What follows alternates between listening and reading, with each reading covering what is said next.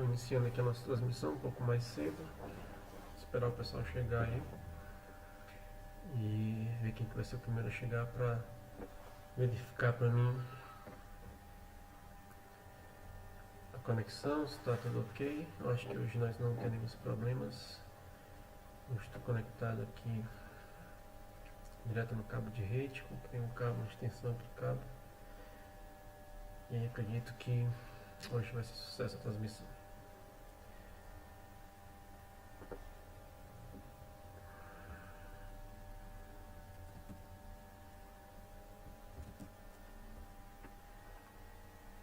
Já tem uma pessoa aqui.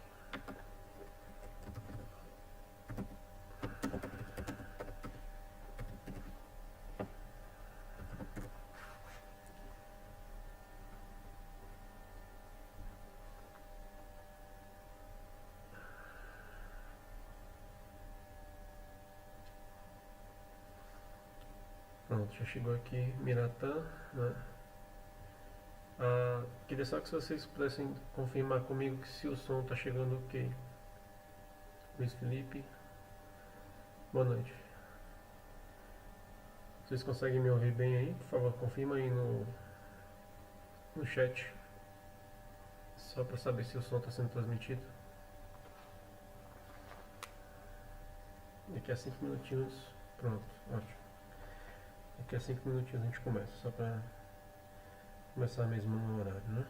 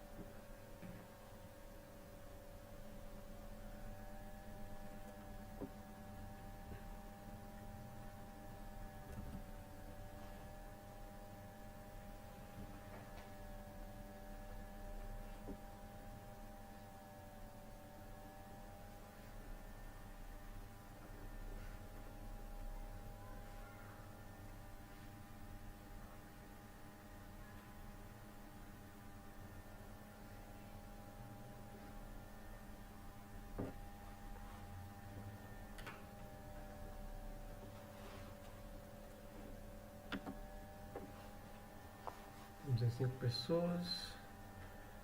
Yuri também chegou, Marcelo. Boa noite, pessoal. 2 minutinhos e a gente começa. Só para ser justo com os colegas, né? Começar na hora certa.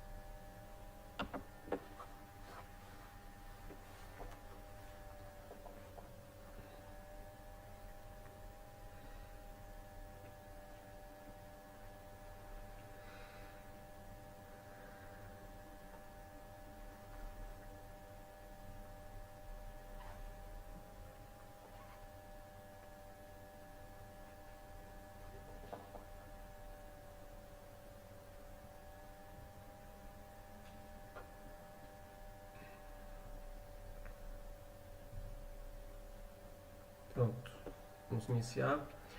Sejam todos muito bem-vindos à nossa segunda aula na Java OCA. Na primeira aula, nós, só lembrando rapidamente, nós vimos um pouco sobre os blocos básicos de construção Java, né? Nossas classes, os membros, métodos, atributos. Vimos o método main, como compilar, como executar, como criar pacotes, importar pacotes. Nós vimos a parte de construtores, como criar construtores, reconhecer os construtores, a parte de inicialização, né, na criação de um objeto. Vimos que o construtor é sempre executado por último. A gente viu também algumas inicializações legais e ilegais. Vimos a parte de escopo de variáveis, né, identificar o escopo da variável. Reconhecer declarações que estão fora do lugar. Tá? E nós terminamos, vocês vão lembrar, falando um pouco sobre o garbage collector e sobre o método initialize. Initialize não, o método finalize, né? Que finaliza ali o objeto. Pronto. Então, eu vou reduzir aqui a câmera para pegar o slide da aula de hoje. Acho que esse tamanho aqui tá bom.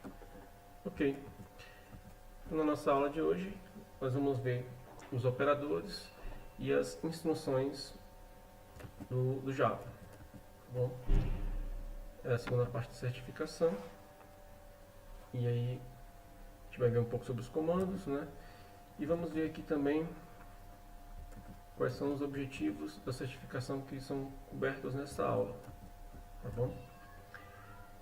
Nós vamos ver os operadores e os comandos de decisão. Vamos ver o uso de operadores Java, incluindo parênteses para sobrescrever a precedência. Então a gente vai ver que existe uma precedência entre os operadores, né? Que ordem de precedência é essa e como a gente faz para sobrescrever utilizando parênteses. Ok? Vamos criar comandos if else, vamos usar o operador ternário, que é aquele que a gente usa a interrogação e os dois pontos, né? Entender como é que a gente usa esse operador. Vamos aprender o comando switch e aí os detalhes que existem por trás dele, formas corretas e erradas de utilizá-lo. Vamos ver também a parte de loops, né? Todos os comandos principais de loops, o while, aí tem o do while, né? Que é parecido com o while, mas tem uma característica a mais especial. Os loops com incrementos, a gente vai ver o for, vai ver os dois tipos de for que existem, né? O for convencional, o for each. Vamos comparar esses tipos de loops, isso precisa ser feito para certificação, e o uso do break e do continue. Aqui não está, mas também nós vamos ver como criamos labels, não é muito utilizado, né? Mas a gente vai ver também que podem ser utilizados, criados labels, para serem usados tanto em ifs como em fors, e nos comandos break e continue nós podemos apontar para esses labels. Tá? Pronto, então vamos entrar aqui na parte dos operadores Java. Existem operadores binários, unários e ternários, né? Aqui, por exemplo, a gente tem um operador de atribuição, okay? Que atribui valor para uma variável. Aqui nós temos um operador de decremento, por exemplo, que é unário, se aplica a um único operando, no caso esse y aqui. Aqui, por exemplo, nós temos o operador mais, que é binário, né? Se aplica a dois operandos, aplica-se a dois operandos, né? E aí nós temos que ter cuidado com alguns detalhes, que nós vamos ver mais à frente, tanto na ordem que isso aqui é executado, pode ser cobrado no exame de certificação, né? Existem ordens de precedência, nós vamos já chegar nisso, ok? E também se esses valores podem ser atribuídos ao tipo de variável específica ao qual nós estamos tentando atribuir. Então, o resultado dessa operação se pode ser atribuído ou não àquela variável. A gente vai ver isso tudo aí com cuidado, tá? Mas vamos entrar primeiro na parte da precedência. Vamos ver com calma a precedência. Antes de falar sobre a precedência, tá? Aqui essa tabela não está tão boa, porque o ideal seria uma tabela única com duas colunas, só que como fica muito, não cabe num slide só, eu coloquei assim, mas você vai ver a ordem de precedência dessa forma aqui, começa aqui, até aqui, depois reinicia, tá? Assim, ó. Ok? Então aqui seria a última, né? Não vai nessa ordem. De cima aqui para baixo, depois vem para cá e reinicia aqui. Então essa seria a ordem de precedência, tá? Esse risco não ficou muito bom não, mas então é assim. Aqui tem a maior precedência, Aqui são os que têm menor precedência e depois a gente continua aqui para baixo, tá bom? Pronto. Se vocês observarem, não sei se está bem legível no slide, mas existem alguns operadores aí que estão em negrito, certo? Vendo aqui que a Luciana chegou, Luiz Rosado também. Olá, boa noite. Temos 12 pessoas já, 11 ou 12. Pronto, que bom. Bom, tem alguns operadores aqui que estão em negrito, por exemplo, o mais, né, o incremento. Esses que estão em negrito são aqueles que nós obrigatoriamente precisamos saber para o exame de certificação, certo? Eles serão muito provavelmente cobrados no exame, ok? Então esses a gente tem realmente que saber. Então os operadores unários são esses 4 aqui, né? Incremento após e antes. A gente tem que saber a diferença entre eles. O após você vai retornar o x e só depois vai incrementar.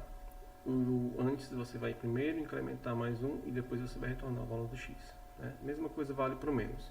Se tiver depois do nome da variável, você vai primeiro retornar o valor atual e depois é que você vai decrementar, né? Pronto, esses dois aqui que são os que indicam só o sinal, né? Se é positivo ou negativo, não precisa, né? Eles não estão. Eu vou até apagar aqui porque vou marcar em vermelho só os que a gente realmente precisa. Então esses dois aqui não precisam. Tirar aqui. Pronto, esses dois não precisam. Já a negação, né? A gente precisa saber, tá? Ok? Então, se for true, a negação vai torná-lo falso e assim por diante. Se for falso, também vai torná-lo true. Então, a multiplicação, né? Divisão, o resto da divisão, o módulo.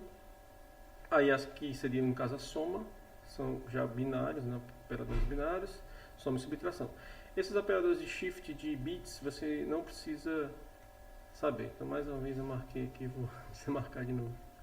Esses últimos aqui, você não precisa saber para o exame, tá bom? Nós acho que nem vamos falar neles não. Então aqui os relacionais a gente vai falar, você precisa saber sim. O instance of não é cobrado, tem? Então nem vou marcar ele aqui. Não é cobrado basicamente para saber se um objeto é uma instância daquela classe, mas na OCA eles não cobram isso, ok? Somente na OCP. Operador de igualdade, diferença. E aqui a gente vai ver a diferença entre esses de cima, que são operadores lógicos, mas eles são do tipo short circuit, né? A gente tem que saber a diferença quando nós utilizamos só um end ou duas barras, dois pipes, né?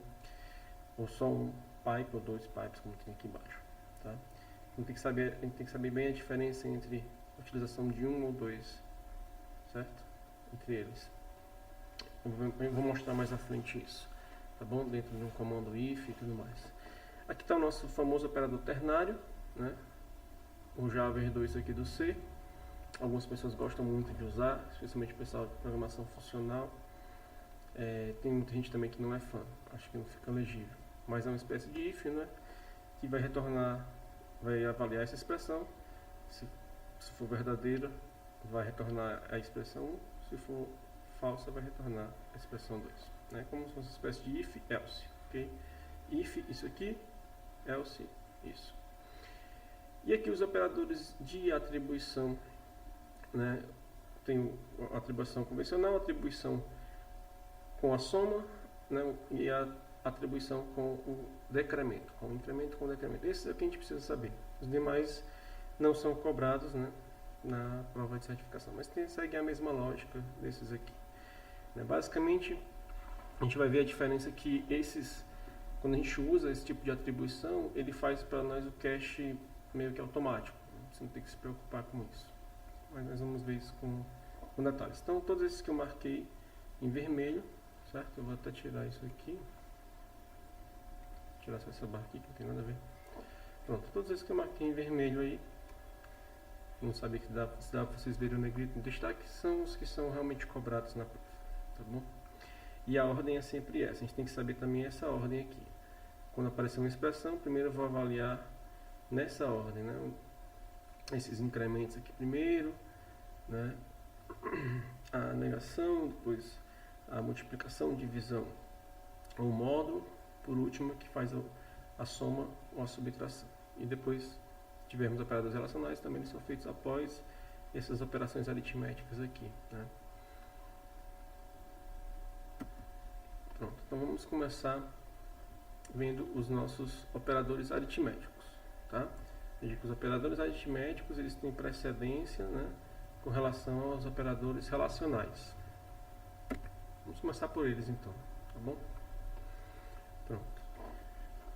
A primeira coisa que a gente tem que saber é que nem sempre vai ser avaliado totalmente da esquerda para a direita, ok? Nem sempre, porque vai depender da precedência, certo? Nesse caso aqui, como por exemplo a multiplicação, ela tem precedência com relação à adição, esse 2 vezes 5 vai ser avaliado primeiro, ok? E vai transformar esse 2 vezes 5 num 10, né? Porém, ele não vai fazer logo a soma com 3, porque a multiplicação tem precedência sobre a adição. Então, ele vai multiplicar aqui o 3 por 4 e vai trazer para cá 12. Por último, traz o 8. Quando você tem operandos que têm a mesma precedência, né, eles empatam, digamos assim, então aí sim ele vai avaliar sempre da esquerda para a direita, ok? Então nesse caso ele vai fazer 10 mais 12, 22, menos 8, 14, e aí o valor é 14. A gente pode sobrescrever essa precedência utilizando parênteses, né? É uma forma de alterar isso. Então aqui ele faz isso, nesse segundo exemplo, né? O uso do parênteses faz com que ele não vai fazer essa multiplicação primeiro, ele vai dar prioridade aos parênteses. E aí dentro do parênteses você vai avaliar a precedência. Como ele colocou um outro parênteses aqui mais interno, então esse primeiro parênteses aqui é o que vai ser avaliado, o parênteses mais interno que é avaliado primeiro. Por isso que ele vem aqui e transforma isso num 8. Aí repete o 4 e repete menos 8. Depois, agora sim, ele vai avaliar esse outro parênteses mais externo aqui, né? E dentro dele vai ver a precedência maior da multiplicação. Então aqui ele vai multiplicar o 4 por 8, transformar em 32. Ainda temos o parênteses, então essa multiplicação não é feita logo. 32 menos 8, 24. E aí por último a multiplicação, que antes que era o que tinha maior precedência, né?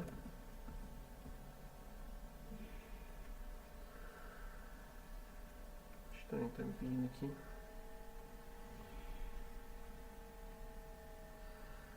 Está me pedindo assim no Wi-Fi, sendo que eu estou conectado com o cabo, não faz sentido isso.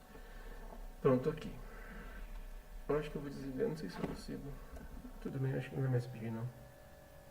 Estou conectado com o cabo e mesmo assim me pediu para colocar a senha do Wi-Fi. Não entendi porquê. Mas ok. Aparentemente a transmissão está ok. Acho que não caiu não, né? Só confirmar com vocês. Só confirme para mim, por favor, se caiu ou se está ok ainda. Apareceu uma coisa estranha aqui. Está ok, né? Pronto. Obrigado, Pedro. Ok, obrigado, Luiz. Pronto, então vamos continuar. Está ok, graças a Deus, vamos continuar aqui. Pronto, aqui nós temos um outro exemplo, né? Onde ele simplesmente mostrando as operações aritméticas que podem ser feitas, né? Que a gente precisa conhecer, a divisão, nada que vocês não conheçam. Módulos, que eu vou passar bem rápido, não faz sentido perder tempo com isso, a gente deve gastar mais tempo com os detalhes, né? Então o resto da divisão vai dar 0, aqui a divisão de dois inteiros, né? Vai dar 3, módulo vai dar 1, 3 vezes 3 é 9, sobra 1, aqui a divisão vai dar 4, e aqui o módulo vai dar 0, porque 12 é divisível por 3. Vou passar logo rápido isso aqui. Pronto, agora o detalhe é o seguinte, deixa eu ver se... Não, aqui era só se tem outprint ali. Agora vamos para os detalhes que a gente precisa saber, né? Com relação à promoção numérica, o que é isso? Quando você tem números que são de tipos diferentes, né? Dois valores que têm tipos de dados diferentes, como ele está falando aqui, o Java vai fazer essa promoção automática. Sempre o valor que tem o menor tipo vai ser migrado ou transformado para o valor de maior tipo, certo? Então, por exemplo, se você tem a soma de um short com o integer, o int, né? O short é o menor tipo, então esse valor de menor tipo, ele vai ser primeiro convertido para int, certo? Ou seja, vai passar a ter 32 bits, para depois você fazer a soma de dois ints de 32 bits e dar um int como resultado. É isso que ele quer dizer nessa regra 1. Ok? Pronto. Então, se você tiver um int com um long, o que vai fazer? Vai pegar o int, vai converter o para long, e depois vai fazer a soma dos dois longs e vai retornar um long. Tá? Ok. Segunda regra. Se um dos valores é inteiro, por exemplo, um int, né? E o outro é ponto flutuante, por exemplo, um float, ele vai primeiro promover o inteiro para ponto flutuante. Depois ele vai fazer a soma ou a multiplicação, seja lá o que for, e vai retornar um ponto flutuante. Tá bom? Vai retornar um float ou um double. Ok? Então, temos que ter em mente essas duas regrinhas aí. Terceira, os tipos de dados menores, né? Por exemplo, byte, short, char, eles são sempre promovidos para int, certo? Ou seja, qual a diferença aqui? Porque se você tem dois bytes sendo somados, ou dois shorts, por exemplo, tem um short aqui, e um outro somado com um short 2. O que ele está dizendo aí é o seguinte, eles são sempre promovidos para int, ou seja, ele vai virar um int 1 aqui, e aqui vai virar um int 2. E depois, né, no final, vai retornar um int como resultado. Então, para esses três tipos aqui, byte, short e char, vai sempre ocorrer a promoção para int, certo? Então, significa que você não pode fazer a soma de dois shorts e simplesmente atribuir a outra variável short. Não vai funcionar, porque como eles são automaticamente promovidos para int, né, o resultado vai se tornar um int que tem 32 bits. Você não tem espaço no short para armazenar um short, só tem 16 bits, então você não tem espaço para armazenar um int de 32. A mesma coisa para o byte, a mesma coisa para o char. Okay? Pronto. Então está dizendo, mesmo que nenhum dos dois operandos, dos três operandos, seja int, mesmo que nós só tenhamos byte, short, char, ele vai sempre promover para int antes. Tá bom? Pronto. Então, após todas as promoções, agora vamos para a quarta regra. Né? Após todas as promoções ocorrerem, todos os operandos estiverem com o mesmo tipo de dados lá, o resultado vai ser do tipo de dado para o qual eles foram promovidos. Certo? Isso aí eu já falei. Então, você transforma tudo para int, o resultado no final vai ser int. Certo?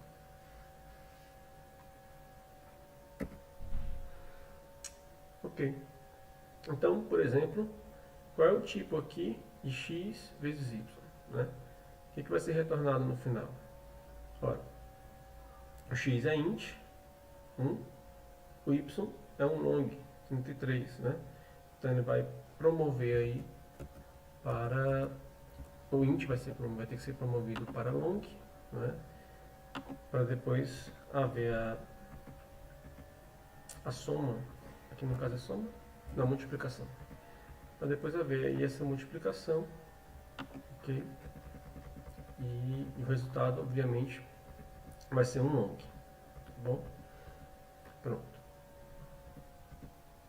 Da mesma forma, aqui embaixo, né? Eu tenho um double e um float. O double a gente viu que tem 64 bits, o float tem 32. Então esse float vai ser convertido para 64 bits para poder haver essa soma, e o resultado vai ser um double de 64 bits. Ok?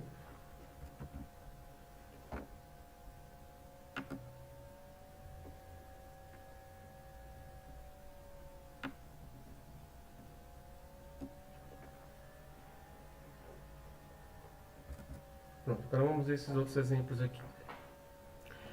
Qual é o tipo resultante, então, da divisão de dois shorts? Olha, a gente falou que tanto para o short, como para o byte, como para o char, ele vai converter primeiro para inteiro. Não é? Então, esse x vai ser transformado em 32 bits, inteiro de 32 bits. O y também vai ser transformado em inteiro de 32 bits. Não é?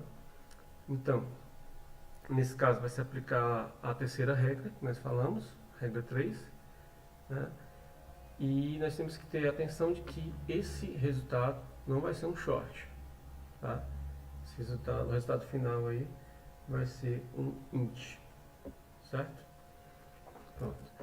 E aqui da mesma forma nós temos um short, temos um float, temos um double. Ok. O short sempre é promovido para int, só que aqui o tipo maior, na verdade, da expressão é o z, que é um double. Então, todos eles vão ter que ser promovidos para double no final, tá? Primeiramente, o short é promovido para int aqui, que sempre isso acontece. Depois o float aqui, o y é promovido para double, faz o resultado aqui, vai dar um double. Não, perdão. O float primeiro vai ser x vezes y. Então, o short é promovido para int, depois ele vai ter que ser promovido para float, né, para poder fazer a multiplicação com o y. E aí, por fim, esse resultado aqui é um float, vai ter que ser promovido para double para fazer a divisão com z, que é double. Então, você vê que você tem várias promoções numéricas aí. Então, isso é um detalhe importante até para nível de performance, né? Porque se você puder evitar essas promoções, por exemplo, se você tivesse já tudo como um double, você evitaria essas promoções numéricas e aí melhoraria um pouco aí a sua performance no resultado final, tá bom? Pronto. Agora vamos ver um pouquinho sobre os operadores unários, ok? Pronto. O mais é só para indicar que o número é positivo, o menos é para indicar que o número é negativo. Só mandar uma mensagem aqui rapidinho. Só um instante.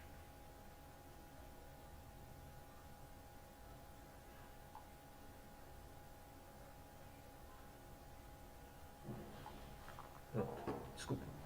Então, o mais para indicar que é positivo, o menos para indicar que é negativo. O mais vai incrementar mais um, menos vai decrementar. E a exclamação vai inverter o valor lógico de um booleano, se for true vira falso, se for falso vira true. Tá bom? E aí a gente tem que ficar atento ao seguinte, que esses operadores, né, eles se aplicam a tipos específicos de dados. Então, por exemplo, esse aqui vai se aplicar a booleanos.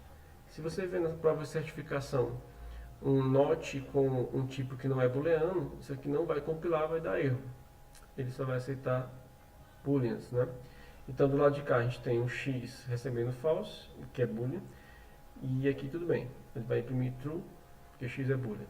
Aqui você tem um double, e aí ele pode aplicar o menos ao double e vai inverter o sinal do double, tá bom? Pronto. Já aqui no item 2, né, nós temos aqui o menos sendo, tentando utilizar o menos com um boolean. Isso não vai funcionar. A negação, né? Não a negação, mas a mudança de sinal é para números, não é para booleanos. E aqui é o mesmo caso do item 1, né? Embora ele esteja tentando atribuir isso a um boolean, mas aqui é o número 0, não vai funcionar, tá bom?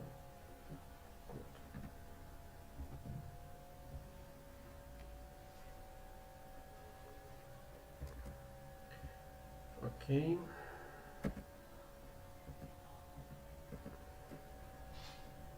Pronto, aqui é só para mostrar mesmo a diferença entre os operadores, né, de incremento e decremento, quando é antes, quando é depois. Então isso aqui é bem simples. Ele começa o contador com 0, quando ele imprimir vai estar 0. Quando ele faz mais antes, ele vai primeiro somar mais 1 para depois retornar. Então passa a ser 1 e ele retorna 1. Então aqui, por isso que aqui vai imprimir 1, não está fazendo nada. E aqui, como ele faz o decremento depois, ele vai primeiro retornar a variável que está com o valor 1, por isso que ele imprime 1. E aí depois, na segunda impressão, é que está com o valor 0, porque ele incrementou depois. Eles podem usar muito isso em force, por exemplo. A gente tem que estar atento para isso, né? Dentro de laços, de loops, eles podem tentar utilizar isso aí para nos confundir um pouco, né? A gente nos deixar um pouco confuso, mas a gente tem que estar, é só ter atenção de que se tiver antes vai ser incrementado antes, né? E tem que saber também que esses operadores de incremento e decremento, eles têm uma precedência maior, tá bom? Eles têm uma precedência maior. Eu vou só pedir licença a vocês só um instantinho que eu vou só falar com meus filhos que estão fazendo muito barulho no quarto. Só um momento. Peço desculpa.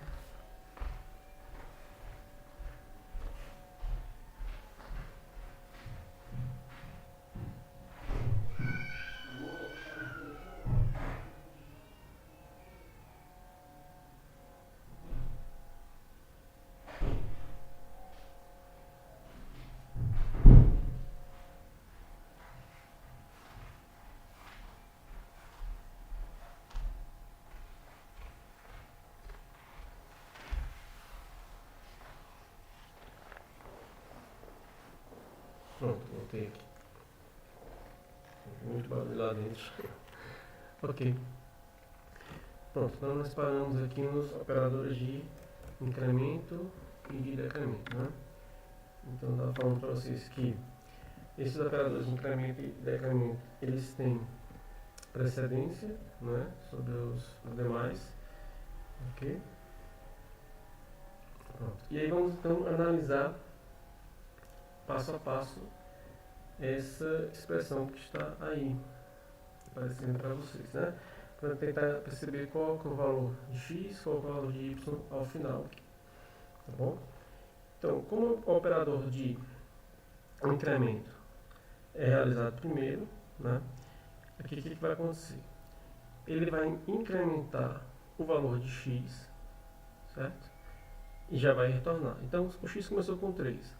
Então, nessa expressão aqui, o resultado dela vai ser 4, né? Ele vai primeiro incrementar para 4 e depois retornar. Então, vai ficar um 4 aqui, para ser multiplicado depois com 5, ok? Depois nós temos uma divisão. O x aqui, primeiro ele vai utilizar o valor para depois decrementar, então continua sendo 4, né? Depois ele decrementa e passa a ser 3, ok? Então, ele retornou 4 aqui e passou a ser 3, tá? E aqui, por fim, ele decrementa o x primeiro, ou seja, ele estava 3, passou a ser 2, e a gente já sabe que o x aqui vai ser 2, né? Pronto. O x aqui terminou com o valor 2. Agora o y, como é que vai acontecer? Agora vamos fazer a precedência dos binários. Primeiro a multiplicação e a divisão, só que como eles estão juntos, né, vai dar de esquerda para direita, ok? Então a gente faz aqui a multiplicação, vai dar 4 vezes 5, 20. Ok? Depois a gente tem uma divisão por 4, né? Porque a divisão tem precedência sobre a soma, então isso vai dar 5. E por último ele soma com 2, que foi o último resultado ali de x, e vai dar 7. Então esse y aqui termina com o valor 7. Tá bom? Então é só ter esse cuidado. Primeiro a gente faz esses operadores de incremento e decremento, põe lá o valor que ele vai retornar, depois a gente avalia cada um dos operadores binários, ok? Agora vamos utilizar alguns outros operadores binários adicionais, né? Começando pelo operador de atribuição. Ele considera binário porque você tem dois operandos, não de atribuição. Você tem a variável que vai receber e você tem o literal, que é o valor que você vai atribuir à variável. Então ele considera aí como um operador binário, tá bom? Então a primeira coisa, por que essa linha 2 não compila, né? A linha 1 compila normal, tentando atribuir o valor 1 ao int, ok. A linha 2 não compila porque eu estou tentando atribuir um ponto flutuante a um inteiro. Isso não pode. A linha 3 não compila porque, se a gente lembrar bem, o short ele só tem 16 bits, né? Ok. O short só tem 16 bits. Esse número é maior do que 2 elevado a 16. Não vai caber dentro do short. Não, não é isso, perdão. Eu estou confundindo as coisas. Na verdade é o seguinte. Eu não consigo atribuir um inteiro literal a um short diretamente. Porque todo inteiro literal que aparece aqui tem, na verdade, 32 bits, certo? Eu estava causando confusão aqui. Todo inteiro literal tem 32 bits, tá? Então, para fazer essa atribuição aqui, eu preciso transformar isso num short. Então, vou precisar, deixa eu apagar aqui para ficar melhor, vou precisar aqui fazer um cast para short, senão não vai funcionar, tá bom? Então, esse inteiro literal aqui tem 32 bits, se eu não fizer um cast explícito para short, não vai funcionar. Aqui não funciona, obviamente, porque eu estou tentando pegar um número que eu disse que é float e tentando jogar dentro de um inteiro, tá bom? E o long aqui não vai funcionar também, porque eu preciso dizer que ele é long. Preciso chegar aqui e dizer, olha, esse número aqui é long, então eu preciso colocar um L, ou um L maiúsculo ou um L minúsculo ao final aí do número, tá bom? Para indicar que ele é long. Senão ele não vai conseguir fazer essa atribuição aí, certo? Eu acho que no próximo slide a gente vai ver. Mas por que que esse número... Vamos falar um pouco sobre essa última linha aqui. Por que que especificamente aqui ele reclama, né? Você pode pensar, mas esse número não cabe no nome? Cabe. Só que eu criei aqui um literal, todo literal que eu não coloco L, ele considera como inteiro, como integer. Então ele está tentando criar um literal inteiro, só que com um número que não cabe no inteiro, não cabe em 32 bits, certo? Como ele não cabe em 32 bits, ele vai reclamar e vai dar um erro. Quando eu coloco L aqui no final, ele vai entender que não, ele quer usar um long de 64 bits. Aí sim, esse literal passa a caber nesse long de 64 bits, tá bom? Só explicando com mais cuidado isso aí. Pronto, e aqui está as correções, né? Aqui ele fez o cast explícito para int, e aí esse número aqui que era o ponto flutuante passa a ser 1, né? E atribuído à letra U, a variável U. Aqui ele fez o cache para short. Agora, atente que esse número, que é um int de 32 bits, ele vai ser convertido para esse número aqui. Depois eu vou explicar, acho que no próximo slide eu vou explicar como é que ocorre isso, tá?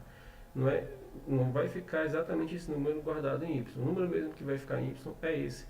E poderia até mesmo ficar um número negativo.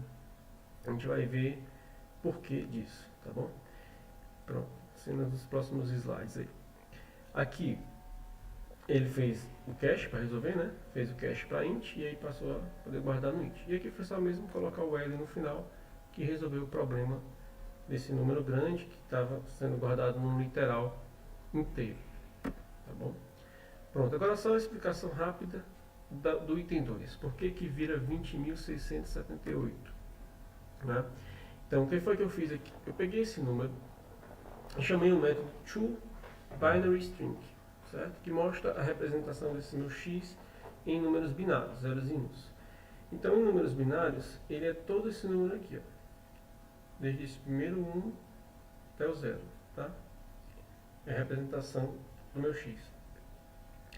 Veja que quando eu faço um cast para short, eu pego um número que tem 32 bits e reduzo a 16 bits, ou seja, 1, 2, 3, 4, 5, 6, 7, 8, 9, 10, 11, 12, 13, 14, 15, 16. Então ele vai até esse zero aqui, ó.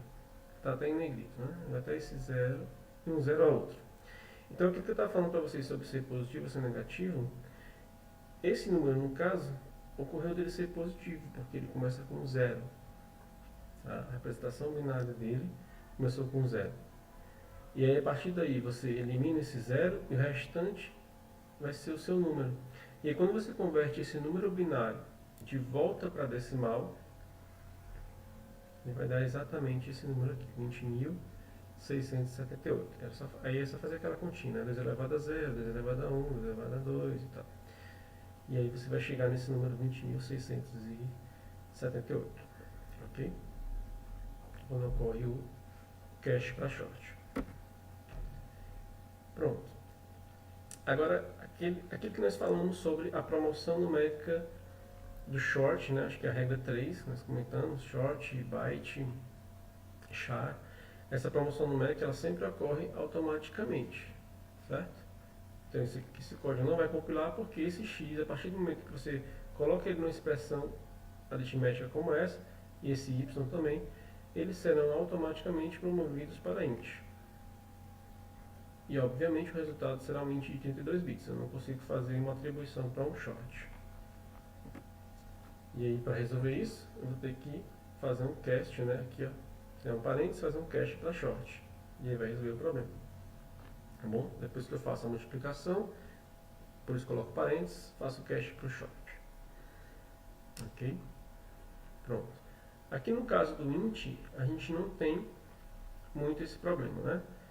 Então nós temos um int, temos na verdade dois ints aqui, o z e o x. E aqui eu estou fazendo a atribuição simples, x recebe o valor dele vezes z. E aqui é a mesma coisa, só que eu estou usando a atribuição que eles chamam de compound, né? Compound assignment. A vantagem disso é porque ele já faz automaticamente o cast para nós, certo? Se isso fosse um short, ele automaticamente faria o cast para short e a gente não teria que se preocupar com isso. No caso é um int, não vai fazer diferença nenhuma. Mas se fosse um short, por exemplo, faria. Ok? Pronto. Por que esse caso específico aqui não vai compilar? Por que vai dar erro, né? Eu tenho um y e um x, eu tenho que olhar os tipos deles, int e long. O x é o que tem o tipo maior, o y então é promovido para long. Quando eu faço a multiplicação, isso retorna um long. Estou tentando atribuir um long a um inteiro. Não vai funcionar. O long tem 64 bits, enquanto que o int tem 32 bits, né? Outra coisa interessante, olha só, o que acontece aqui? Sempre que eu tenho uma atribuição, isso aqui não é uma condicional, né, não é uma comparação de x, se x é igual ou diferente de 3, é uma atribuição, então estou fazendo x, recebe 3, né? Sempre que acontece isso, o resultado dessa atribuição é o próprio valor que foi atribuído, ou seja, o resultado aqui é 3. O x recebe 3, e depois desses parênteses, retorna 3.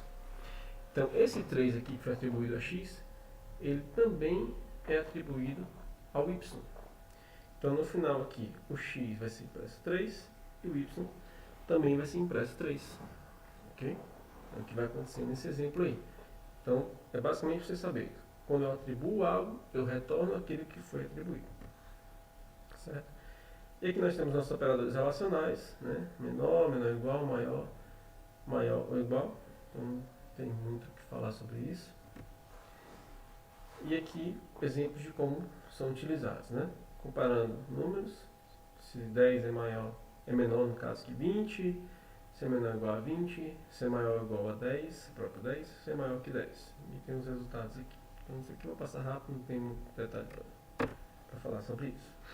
Tá? O instance of, embora a gente viu que não é cobrado no OCA, né? Mas basicamente ele vai retornar verdadeiro se o A é uma referência que aponta para uma instância de uma classe ou de uma subclasse, certo? De B. Né? Ou de uma classe que implemente uma interface, nomeadamente B. Certo?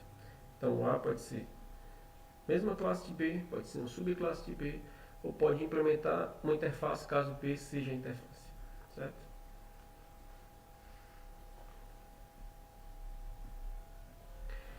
Pronto, aqui nós temos as nossas tabelinhas lógicas, né? Isso aqui a gente vê muito na faculdade, a tabela lógica do AND, do OR e do OR exclusivo, né?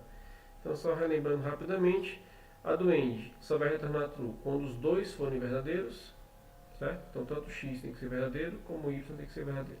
Em todos os outros casos, se apenas um ou se nenhum dos dois é verdadeiro, vai retornar false. São esses outros três casos aqui. O OR, ele é um pouco mais flexível, né?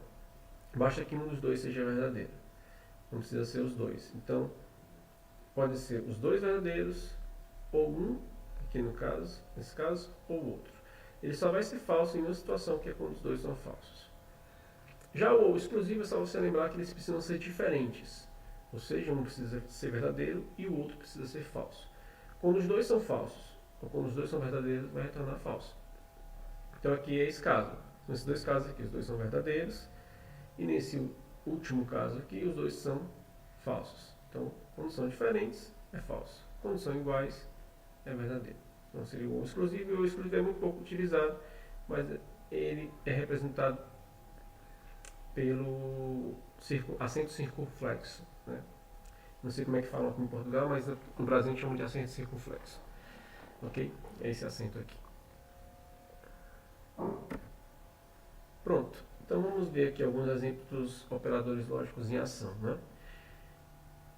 A primeira coisa que a gente tem que ficar atento é que tanto ou como o AND, se eles vierem em pares, certo?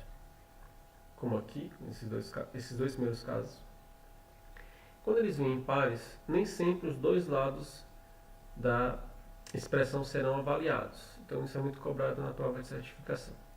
Por exemplo, nesse caso, né, ele sempre vai executar isso, vai tratar isso da esquerda para a direita, certo?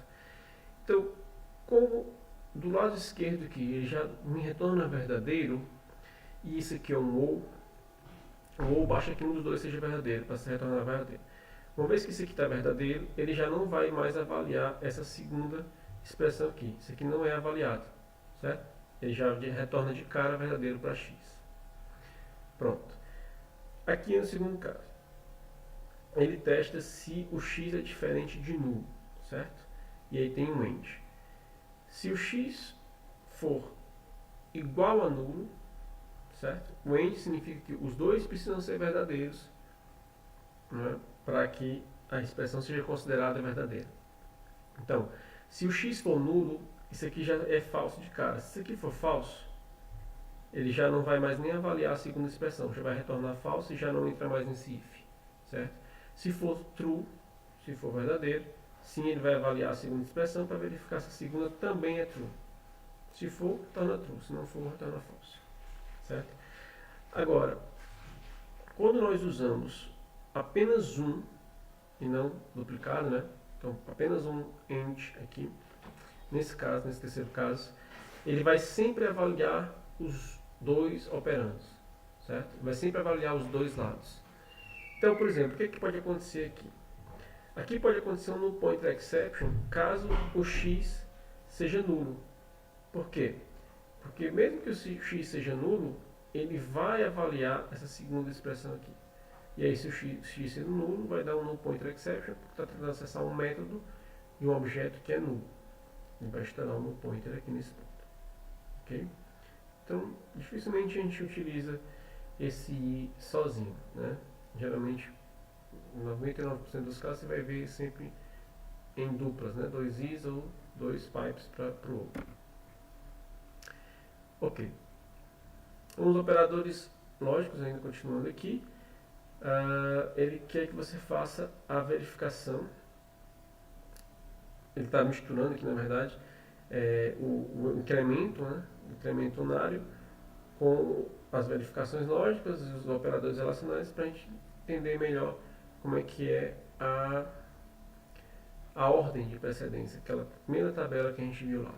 Então, inicialmente, o que ele vai fazer? Ele vai incrementar o x aqui, né?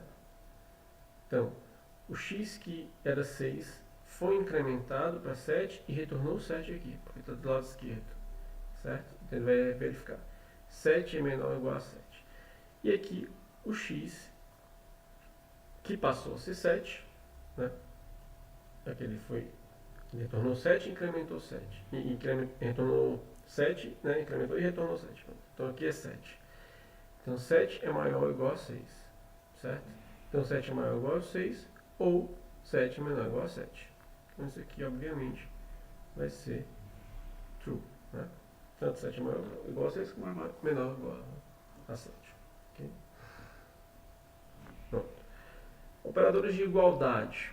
Para que eles servem, né? Para que eles, em que casos eles são utilizados? Então eles são utilizados para comparar dois tipos primitivos numéricos, ok? Deixa eu só controlar aqui o tempo, ver em qual slide nós estamos aqui, só para ver se estamos muito adiantados ou não. Nós estamos agora em operadores de igualdade, né? Quando chegar perto de completar uma hora, vou dar um descanso só para a gente tomar uma água, uma coisa assim. Pronto, não chegou na metade não, está quase na metade. Chegar no próximo slide verde eu dou uma parada para a gente beber uma água e dar uma descansada. Ok. Então, operadores de igualdade, né? Nós vamos utilizá-los, no primeiro caso, para comparar dois tipos primitivos numéricos, certo? Se 1 é igual a 2, etc. Dois valores booleanos, certo? Os dois são falsos, são os dois verdadeiros. E também dois objetos.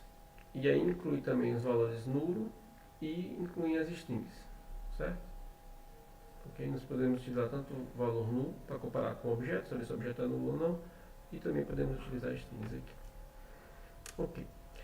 Agora, a gente tem que estar atento para saber se essas comparações elas são compatíveis, certo? Eu não posso no Java comparar um booleano com um número, não vai dar certo, não vai compilar. Da mesma forma, eu não posso comparar um booleano com um string, objeto do tipo string. Também não vai funcionar um número comparado com um string. Esses tipos, eles precisam ser compatíveis, ok? Pronto. Com relação à atribuição, da mesma forma que eu falei daquela atribuição lá do número inteiro, aqui quando eu atribuo true para y, após essa atribuição, esses parênteses aqui vão retornar o valor que foi atribuído a y, ou seja, vão retornar true. E aí no final nós vamos ter o y transformado para true e o x também convertido para true, né? Foi criado e recebeu o valor true. Ok? Beleza. Aqui ele está fazendo comparações de objetos, de referências a objetos, né? E a gente tem que saber que o igual sempre vai comparar se são os mesmos objetos na memória, né? Se as referências apontam para o mesmo objeto. Não importa aí o conteúdo deles. O conteúdo pode até ser igual, mas se forem objetos diferentes com conteúdo igual, ele vai retornar falso, porque ele quer saber se são os mesmos objetos em memória. Então, aqui nesse caso, ele criou um objeto x e y, né? Os dois são file. Veja que os dois têm o mesmo conteúdo, né? Digamos assim, os dois estão com o valor myfile.txt. Entretanto, como eu dei um new aqui, o x aponta para um objeto lá. Digamos que o ID desse objeto seja 1, 2, 3, 4.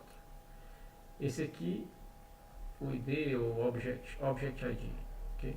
Esse aqui é 7, 6, 5. Certo? Então são objetos diferentes. Quando em memória são objetos diferentes. São dois objetos, embora eles tenham o mesmo conteúdo, mas são dois objetos diferentes. Quando eu faço x igual a y, isso retorna false, porque são dois objetos diferentes. Agora quando eu faço a referência z, referência do tipo file z, receber x, significa que a partir de agora o z também está apontando para o objeto 1, 2, 3, 4. Certo? Ora, se a referência z aponta para 1, 2, 3, 4, que é o mesmo do x, se eu faço x igual a z, isso vai me retornar verdadeiro. As duas referências apontam para o mesmo objeto. Pronto, agora eu vou dar uma pequena pausa aí de uns 10 minutinhos pra gente, só para tomar uma água, certo? Molhar a garganta e descansar um pouquinho. Depois eu já volto com a transmissão de novo, ok? Se tiverem alguma dúvida, alguma coisa, quiserem mandar aqui no chat, fiquem à vontade. Depois eu dou uma olhadinha nas dúvidas de vocês daqui a uns 5 minutinhos. Acho que está dando para ouvir a ventoinha. Ok, mas o fone não vai ajudar muito. A ventoinha do PC, né?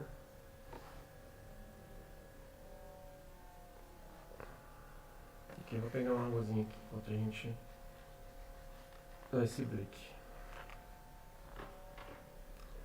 Pois é, só que o som é desse microfone aqui. Ele vai capturar na mesma a ventoinha do PC. Acho que não tem muito o que fazer. Enquanto ele estiver girando aqui, vai capturar a ventoinha, né? Acho que é porque aqui na minha sala acústica faz muito silêncio aqui. E aí qualquer ruído baixo vai acabar pegando. Ok? Eu vou pegar uma águazinha.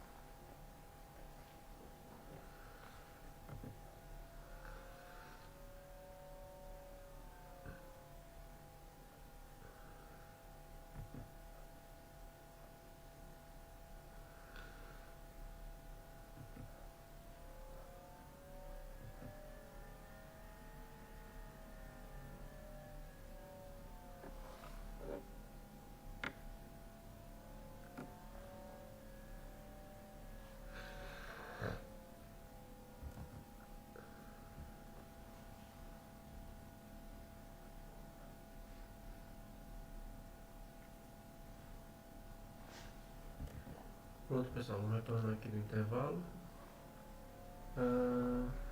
Peraí, deixa eu ver aqui as perguntas. O Luciano mandou aqui no slide que tem y recebe x maior ou igual a 6, 20 de x tem que ser 7, certo? O 20 de y é que seria true, penso eu. Sim. Sim, o x seria 7. Esse slide tem um print, deixa eu ver aqui, deixa eu voltar para ele.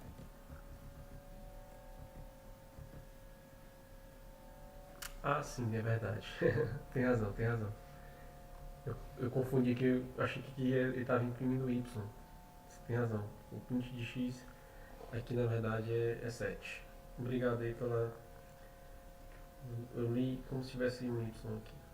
Exatamente. O y aqui, o booleano é true, mas o x é 7. É isso mesmo.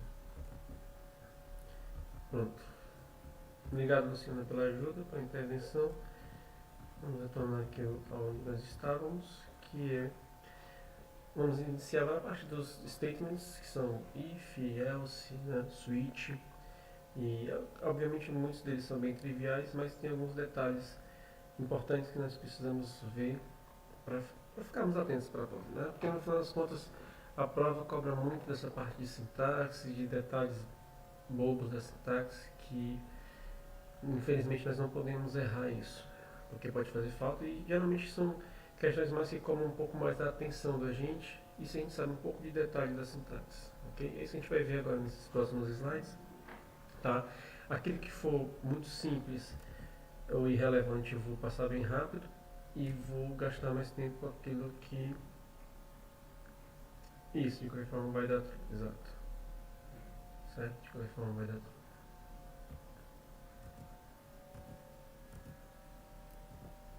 Ou seria 6, peraí, deixa eu ver aqui, deixa eu voltar aqui pro...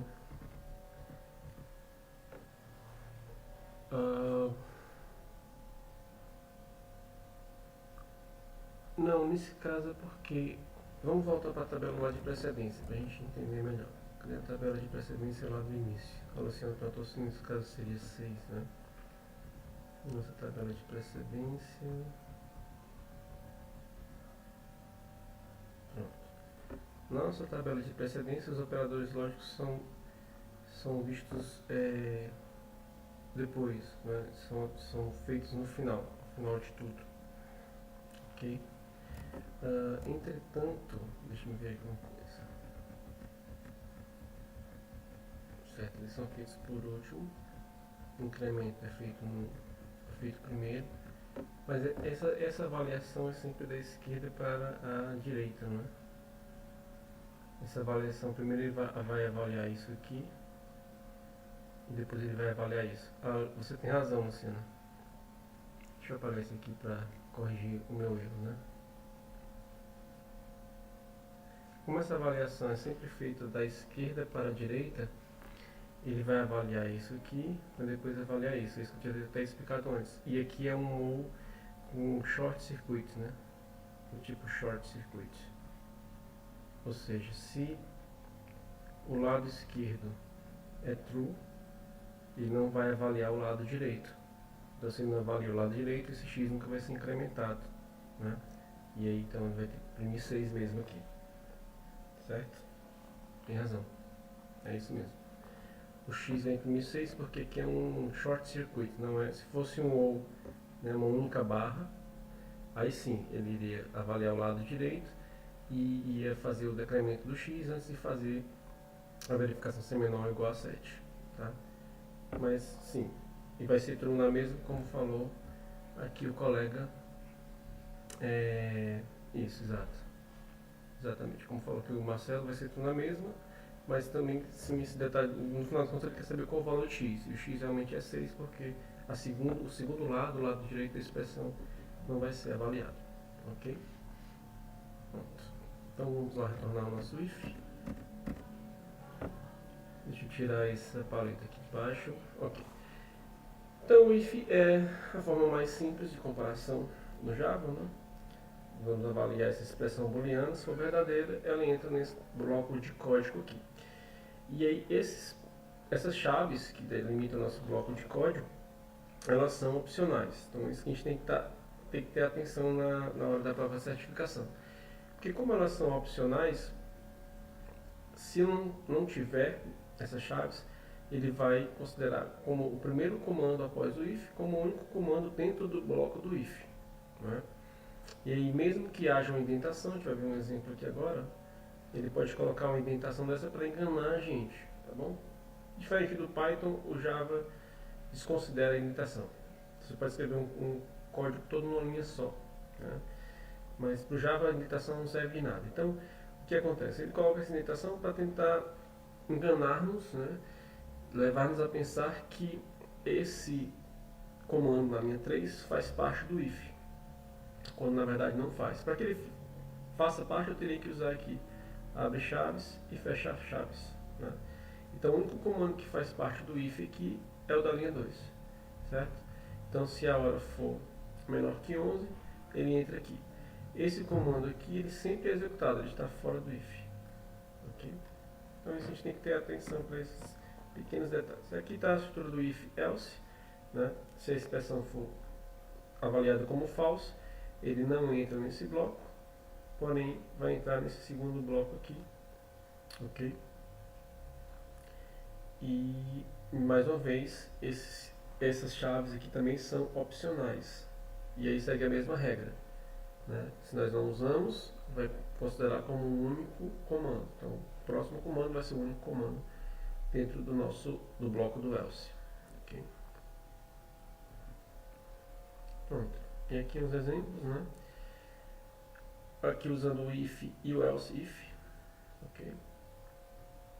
A diferença do else if é que ele faz um segundo, né, uma segunda comparação antes de entrar. No else ele já simplesmente entra e executa o comando, tá bom?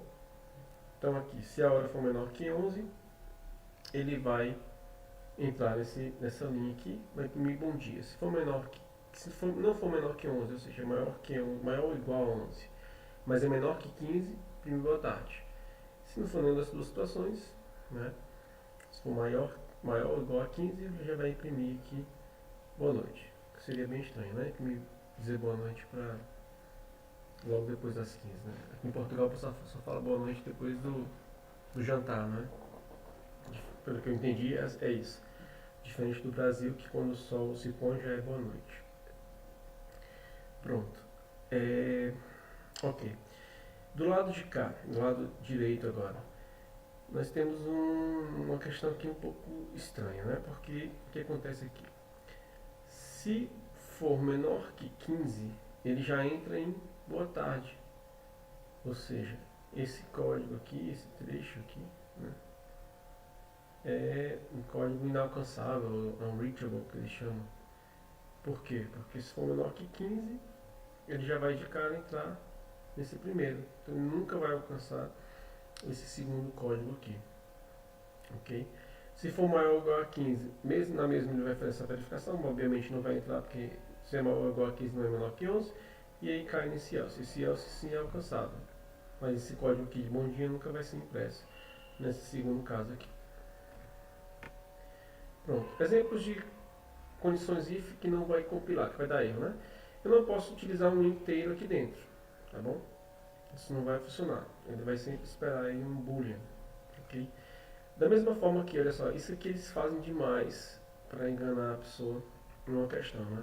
Você fica com a falsa impressão de que isso aqui é um igual, né? É uma verificação se o i é igual a 5, só que não é. Na verdade, ele está atribuindo o valor 5 à variável i, e como a gente viu, depois da atribuição ele retorna o valor 5. Então, na verdade, ele está fazendo a mesma coisa que aqui em cima, ele está fazendo if 5, e aí não vai funcionar. Agora chegamos no nosso operador ternário, né, que é a interrogação, os dois pontos, e aí tem a expressão. A expressão 1 se for true, a expressão 2 é avaliada se for false.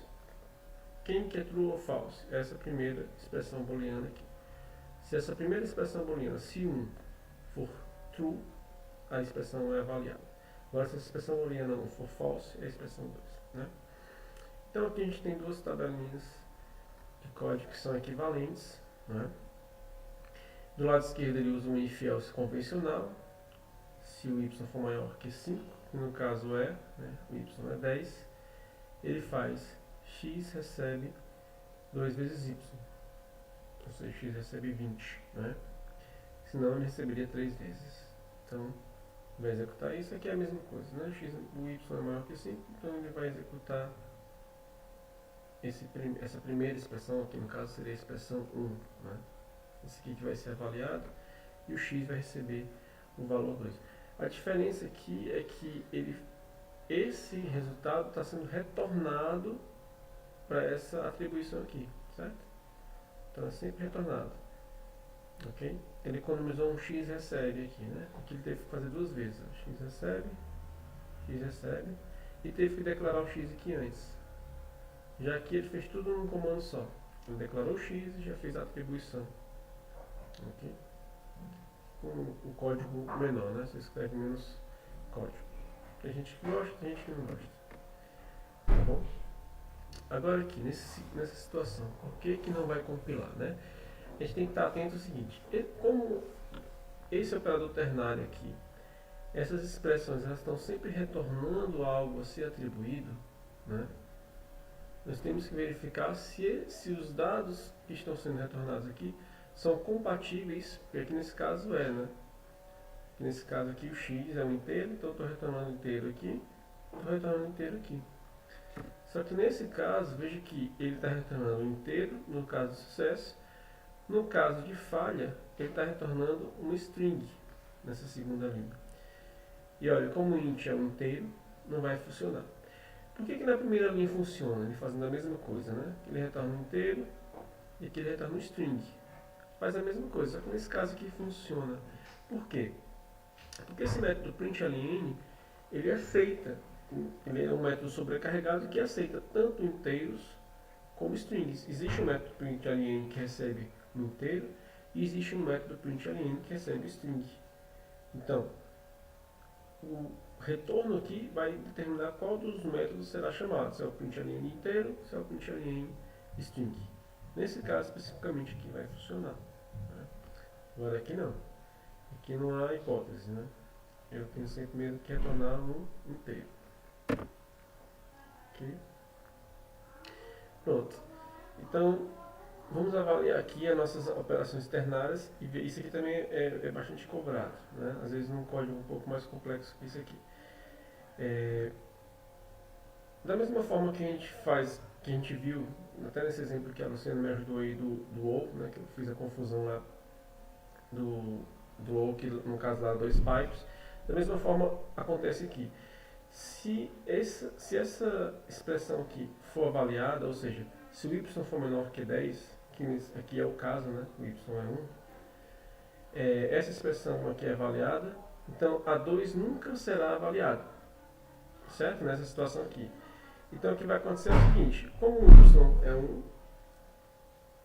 e é menor que 10, eu vou fazer com que o x receba o y, e logo em seguida eu vou retornar, vou incrementar y. Né? Então o x recebeu 1, que é o valor de y, e eu incremento o y, então o y passou a ser 2. E aqui ele vai imprimir 2, vírgula, né? E o z, que era 1, permanece 1. Por quê? Porque eu não vou avaliar esse segundo lado, só avalio se isso aqui for falso. Então fica 2,1. Ok? Agora já o lado de cá, vamos avaliar esse outro lado. Tem um y e o z1, da mesma forma, né? E aí ele verifica se o y é maior ou igual a 10. Então no caso aqui é falso.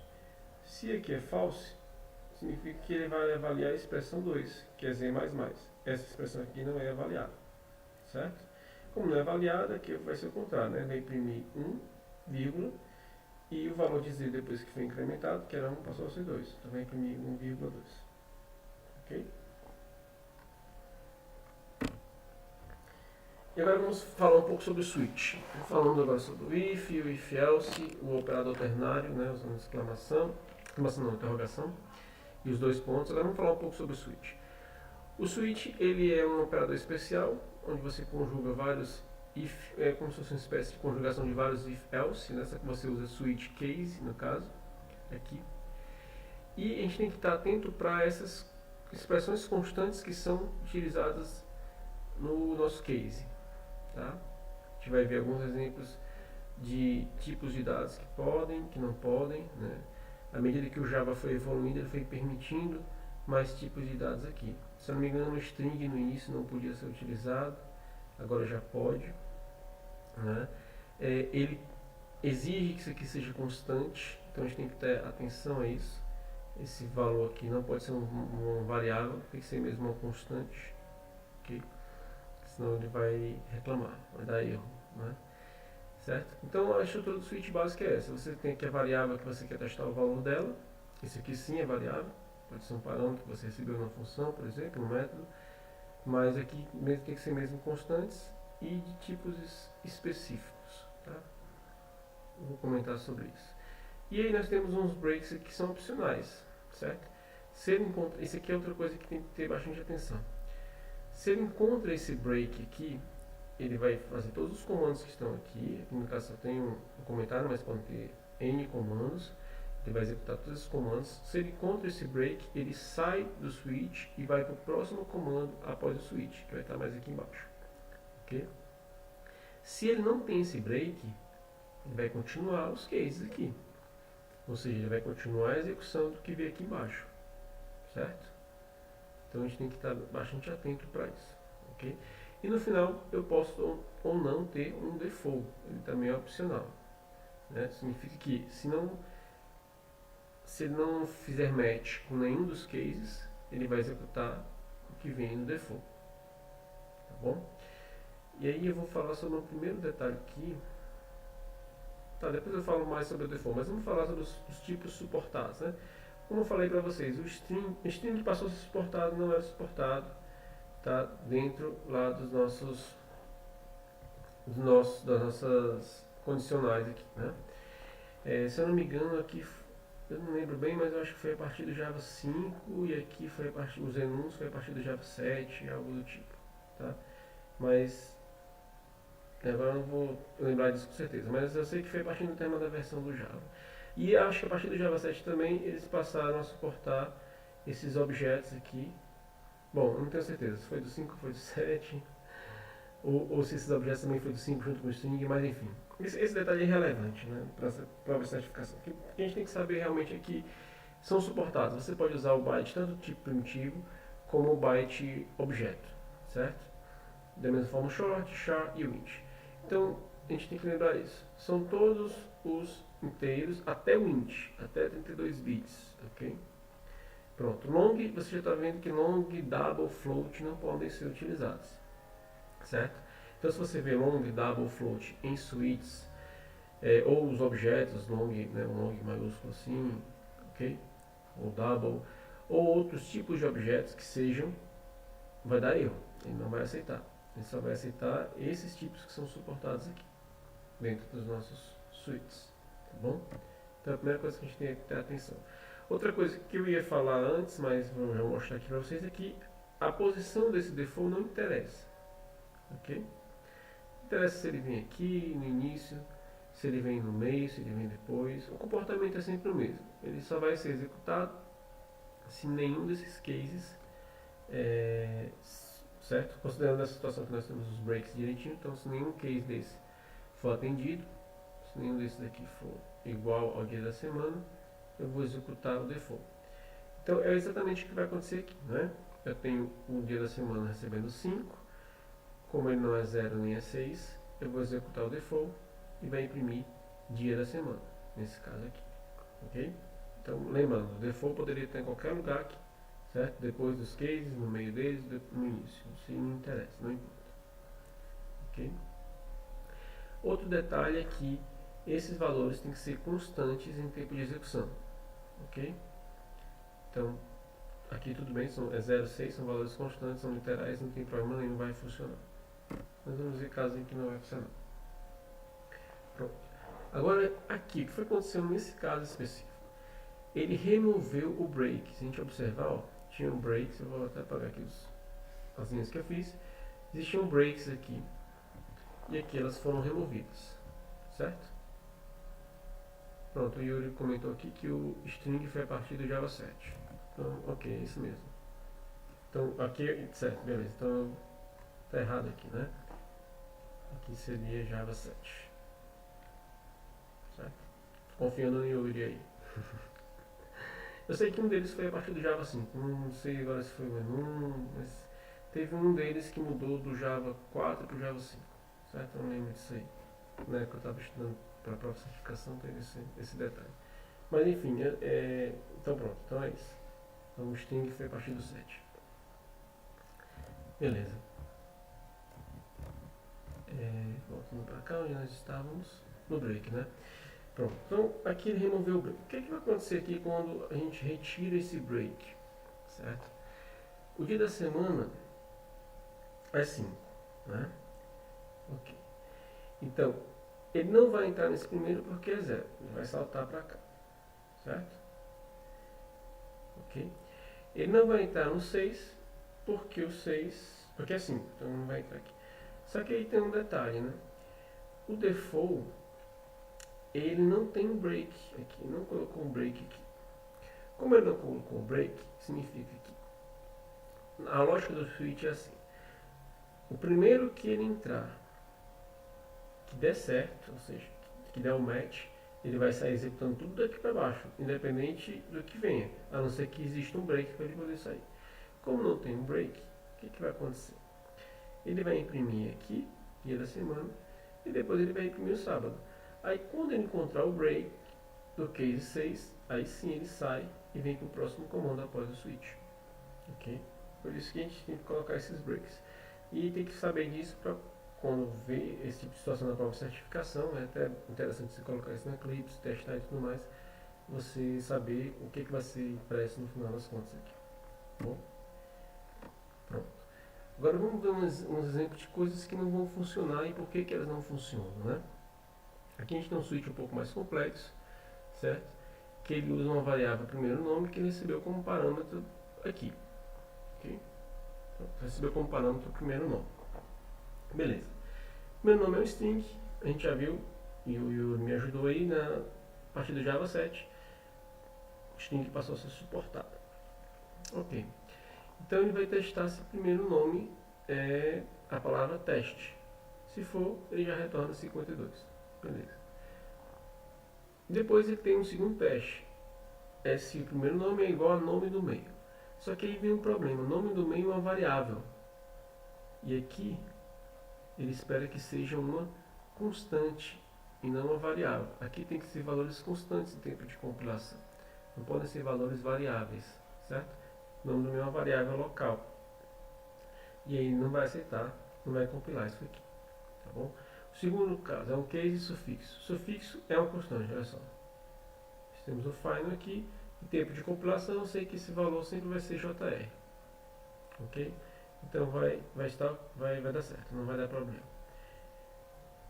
Esse quarto case, ele está utilizando o último nome. Agora, aí que vem o detalhe. Embora esse último nome seja declarado como final aqui, que significa que eu não posso atribuir um segundo valor ao último nome aqui dentro do meu método, mas ele é um parâmetro do método getSortOrder. Então eu não tenho como, em tempo de compilação, determinar o valor de último nome. Não tenho. Esse método pode ser chamado várias vezes com vários valores diferentes aqui para esse último nome. Ou seja, no final das contas é uma variável, né? Embora ele tenha esse final para enganar a gente, certo? Por isso que não vai compilar. O case 5 obviamente não compila, porque o 5 é um inteiro. Eu não posso, como é que eu vou comparar um string com um inteiro, né? Então, esses valores constantes que estão nos cases aqui, eles têm que ser compatíveis com a variável que eu estou fazendo o teste. Tá bom? Aqui é o mesmo motivo, porque aqui não é um string, é um char. Ok? Aspas simples é um char. Então, o char é uma espécie de número, né? No Java, internamente é representado como um número de 16 bits que vai representar o nosso caractere. Então, não dá para comparar isso com um string.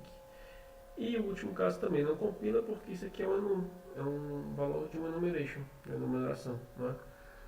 E aí eu não posso comparar string, são tipos incompatíveis, tá bom? Então a mesma coisa. Ok, Agora vamos para o while, que é o tipo de loop mais simples, né? Um dos mais simples que existe. Eu tenho o while, tenho a minha expressão booleana e mais uma vez os meus curly braces, né? As minhas chaves que são opcionais. Tá? Posso ter ou não, e aí segue a mesma regra. Se não tiver, vai ser só o primeiro comando que vai fazer parte do escopo desse while. E aí vamos ver um exemplo simples aqui. É o método comerqueiro, que recebe o número de pedaços como parâmetro. Então, dentro aqui de comer queijo eu tenho um while, que verifica se o número de pedaços é maior que zero, enquanto for maior que zero, enquanto os slots também forem maior que zero, certo? Isso aqui é um end, enquanto essas duas condições forem satisfeitas, ele vai executar o que está aqui dentro, ou seja, vai sempre decrementando o número de pedaços e também os slots, né? Certo? E aí ele vai imprimir aqui, primeiramente, e assim no final ele vai imprimir a quantidade de número de pedaços que sobrou. Aí sim, vai depender aqui do valor que foi passado como parâmetro, né? Mas como slots é 5, a gente tem que ver também, vai depender muito do número de pedaços. Se o número de pedaços for 1, na hora que ele decrementar a primeira vez, vai sair aqui 0, por exemplo, né? Então vai depender muito do que foi passado como parâmetro aqui para saber o resultado final. Mas enfim, o que nós temos que saber é que o while sempre executa essa verificação antes de entrar dentro do bloco, certo? Diferente do while. O do while ele vai sempre executar uma primeira vez o que está dentro do bloco, certo? Ok? E aí tem um detalhe, nesse caso aqui, os curly braces, né, é um dos poucos casos que é obrigatório, tá? Eu não vou ter um do while, olha só, curly braces required, certo? Não, perdão, ele é requerido para múltiplos, né? Para múltiplos, mas também é opcional. Ele também é opcional para... Eu posso ter um único, só que aí o que acontece? Eu vou ter realmente um único, porque logo depois eu tenho um while, né? Mas veja que se eu tiver vários aqui, aí ele vai ser obrigatório. Para esse caso, se eu tiver dois, por exemplo, eu vou ter que colocar obrigatoriamente. É diferente dos outros que eu posso ter vários, porque eu não tenho esse fechamento com o while aqui, né? Essa é a diferença na realidade. Se eu tiver só um, tudo bem, só tenho um comando, não preciso dos curly braces e depois eu tenho o while. Agora se eu tiver 2, 3, 4, eu não posso ter 2, 3, 4 e depois com esse while depois que não vai funcionar. Eu tenho que ter mesmo curly braces. Né? Realmente é um caso que é obrigatório para vários. Certo? Ok, e aí, detalhe que eu tenho um semicolon aqui fechando o comando. Né? Todo comando Java termina com ponto e vírgula. Então tem que ter aqui esse ponto e vírgula também. Tem que estar atento a essa sintaxe, esses detalhes bobos da sintaxe. Tá bom? E aí eu tenho a minha expressão que é feita sempre depois. Então eu executo o meu bloco, depois eu verifico. Isso garante que pelo menos uma vez vai ser executado. E aí está aí o nosso exemplo, bem simples, né? Ele vai incrementar o x, porque ele vai executar uma vez. Logo depois vem o while false. E ele vai imprimir um aqui. E agora nós chegamos no for. E o for tem dois tipos, que é o for básico e o for each, né? Ok? O for básico é aquele for que a gente usa, por exemplo, para percorrer arrays e tudo mais. E o for each é aquele for que é simplificado.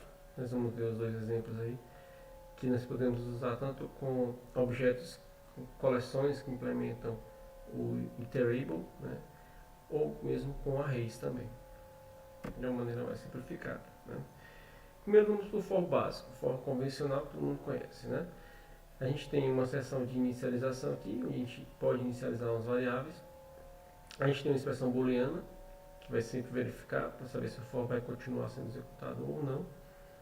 E nós vamos ter uma seção de updates, onde essas variáveis que foram inicializadas vão ser atualizadas aqui ao final do nosso bloco. Então sempre ao final da execução do nosso bloco, a gente executa a atualização e depois verifica se a expressão booleana retorna true ou false. Né?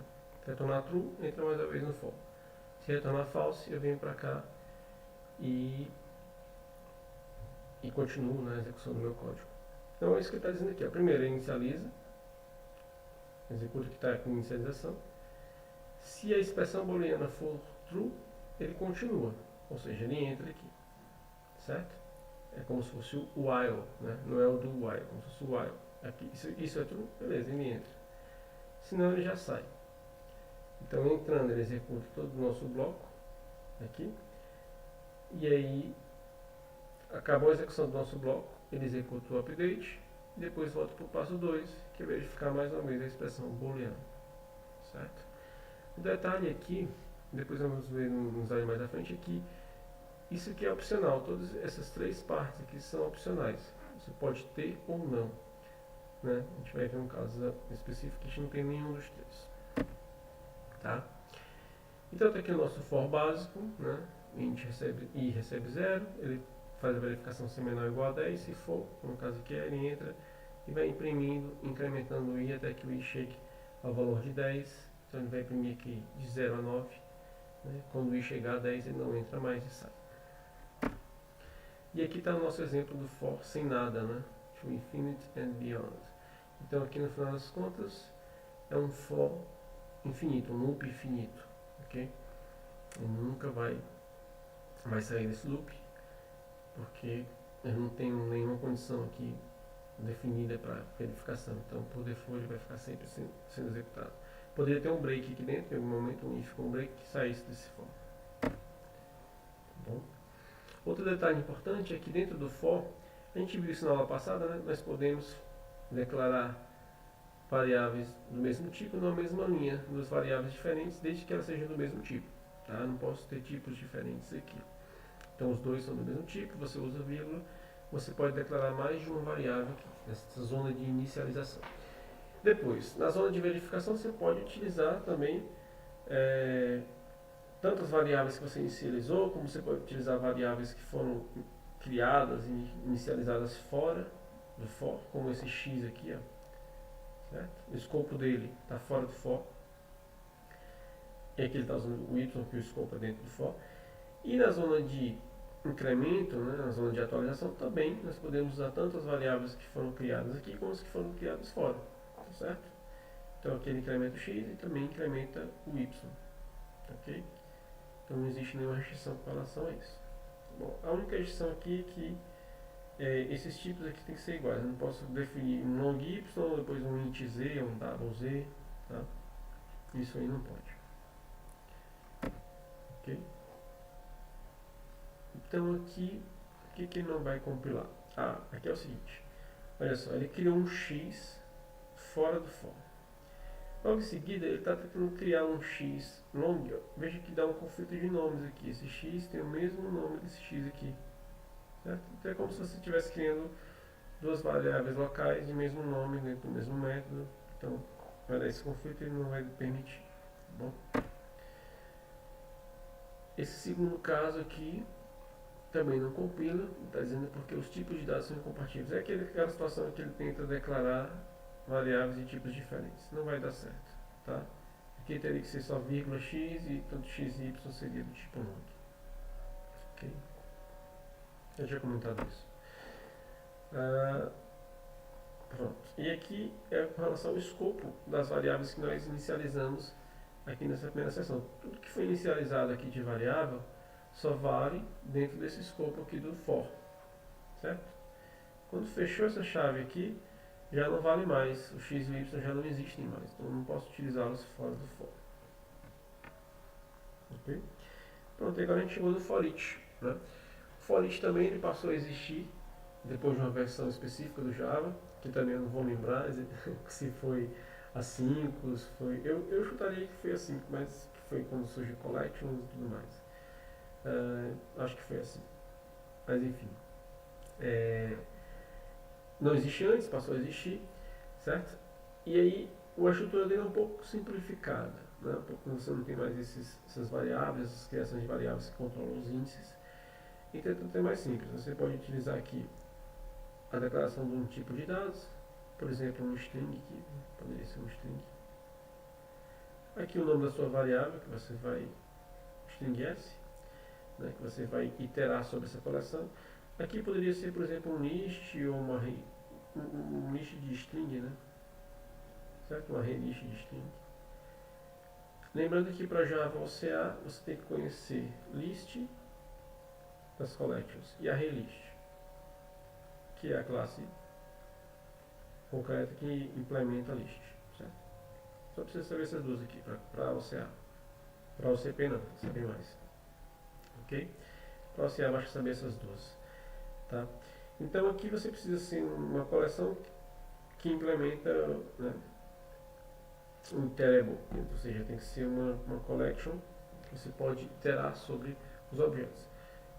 Pode ser também um array. Tá? Então aqui poderia ser um array de strings, por exemplo, e eu percorreria cada elemento desse array, ou cada elemento dessa coleção, uma a um dentro do meu for. Tá bom? Então, desde que implemente iterator, está tranquilo. Certo? Então a gente tem aqui dois exemplos de for. Um utiliza for each no caso, um utilizando o array de strings e o outro utilizando o list de strings. Aqui tem um detalhe que ele usa, isso aqui eu tenho certeza que foi Java 7. A partir do Java 7 ele passou a permitir esse tipo de notação que eles chamam de diamante, diamond. Certo? Antes você precisava obrigatoriamente colocar string aqui, né? Mesmo tipo que você definiu aqui, você precisava colocar aqui. Agora você já não precisa mais. Você pode só colocar menor, maior e vai funcionar. Tá? Então aqui a gente tem que ficar atento que isso aqui é a classe concreta, ele está instanciando a classe concreta.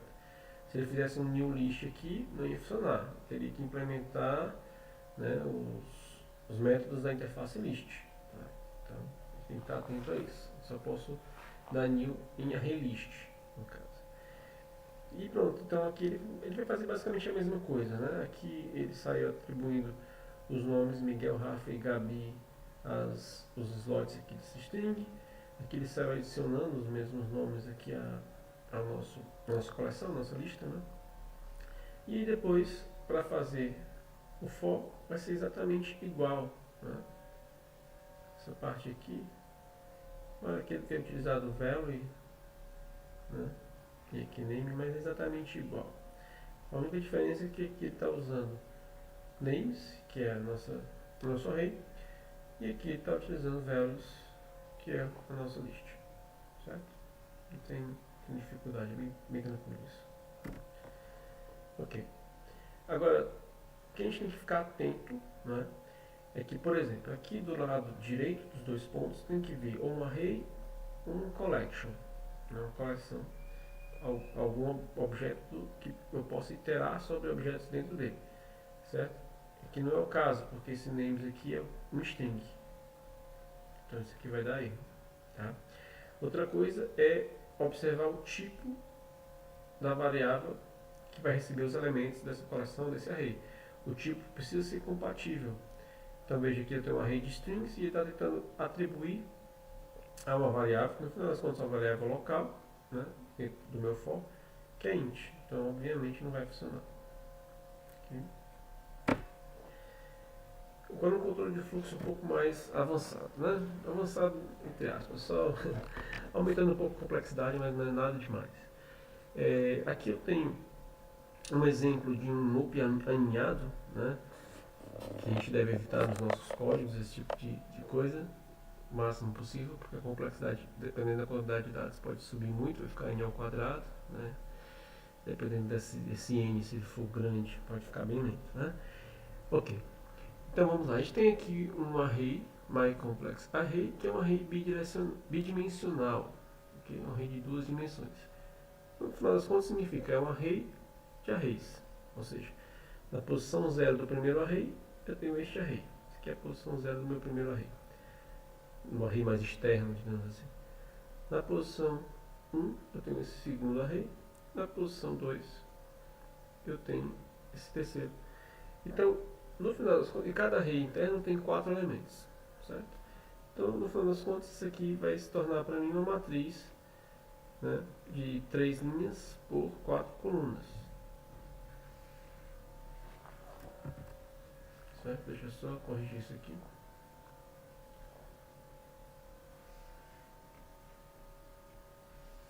Pronto. Então é 5, 2, 1, 3, né? 3, 9, 8, 9 E aqui embaixo 5, 7, a última linha, 12, 7. Então, no final das contas, esse array bidimensional é uma matriz de 3 linhas por 4 colunas. Tá bom? Então, o que ele faz aqui? Ele faz um primeiro for, que é um for each, né? Onde ele vai para cada elemento do meu myComplexArray. Cada elemento deles é um array, como eu separei aqui, né? Então, esse primeiro array, que é o segundo, o terceiro, o que ele vai fazer? Ele vai atribuir esse array, o array atual, à variável mais simple array, que é um array unidimensional de inteiros, e aqui dentro ele vai fazer um for nesse array unidimensional, e aí ele faz um for básico, um for convencional, imprimindo aqui o elemento índice i, né? Então ele vai fazer no final das contas essa impressão, que ele vai imprimir o primeiro elemento, vai dar um tab, né? O segundo, assim por diante, vai imprimir toda a linha, né? Todas as colunas daquela linha. Depois disso, ele vai fazer um print ln, vai saltar para a próxima linha, né? Esse print ln vai saltar para a próxima linha, e aí vai imprimir os elementos da segunda linha, salta para a última linha e imprime esses elementos. Só isso que ele faz, né? Ok, agora um segundo loop aninhado, só que agora usando o while e do while, certo?